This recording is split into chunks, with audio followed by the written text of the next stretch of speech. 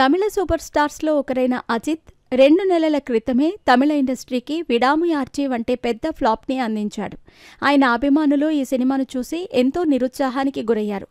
అసలు హీరోయిజం లేదు, అజిత్ స్థాయిలో ఉన్న హీరో చేసే సినిమా కాదంటూ వాపోయారు. కానీ నిన్న విడుదలైన గుడ్ బ్యాడ్ అగ్లీ చిత్రంతో ఆయన అభిమానుల్లో నింపిన జోష్ సాధారణమైనదే కాదు. అజిత్ సినిమాని చూసి అభిమానులు చాలా కాలం తర్వాత 100% సంతృప్తి చెందినది ఈ చిత్రంతోనే అని అనటంలో ఎలాంటి సందేహమూ లేదు. అలా చాలా కాలం తర్వాత బ్లాక్ బస్టర్ హిట్ టాక్ని సొంతం చేసుకున్న ఈ సినిమాకు ఓపెనింగ్స్ కూడా కళ్ళు చెదిరే రేంజ్లోనే వచ్చాయి. వరల్డ్ వైడ్గా ఈ చిత్రానికి ఎంత వసూళ్లు వచ్చాయో ఒకసారి తెలుసుకుందాం. Online ticket sales tracking system ద్వారా నిన్న ఈ చిత్రానికి కేవలం తమిళనాడు ప్రాంతం నుండే 22 కోట్ల రూపాయల గ్రాస్ వసూళ్లు వచ్చినట్టు తెలుస్తోంది. ఇది కేవలం ఆన్లైన్ టికెట్ సేల్స్ని ఆధారంగా చేసుకుని చెప్పిన లెక్కలు మాత్రమేనట.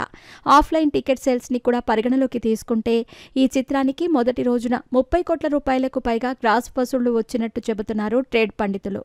తమిళనాడులో అజిత్కి ఓపెనింగ్స్ విషయంలో ఎలాంటి ఢోకా లేదు. కానీ ఆయన గత చిత్రాల ప్రభావం కారణంగా నార్త్ అమెరికాలో కాస్త మార్కెట్ డౌన్ అయ్యింది. తెలుగు రాష్ట్రాల్లో అదేవిధంగా కర్ణాటకలో కూడా అజిత్కి విజయ్, రజనీకాంత్కి ఉన్నంత మార్కెట్ లేదు. కానీ ఈ చిత్రానికి వరకు డీసెంట్ స్థాయి ఓపెనింగ్స్ అయితే వచ్చాయి.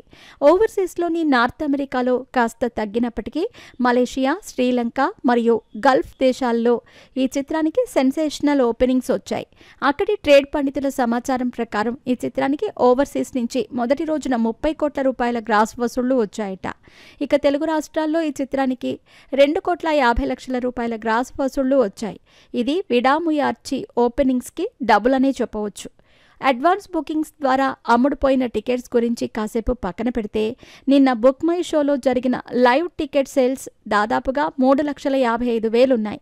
ఓవరాల్గా ఈ చిత్రానికి మొదటి రోజు వరల్డ్ వైడ్గా 65 నుంచి 70 కోట్ల రూపాయల షేర్ వసూళ్లు వచ్చినట్టు చెబుతున్నారు ట్రేడ్ పండితులు.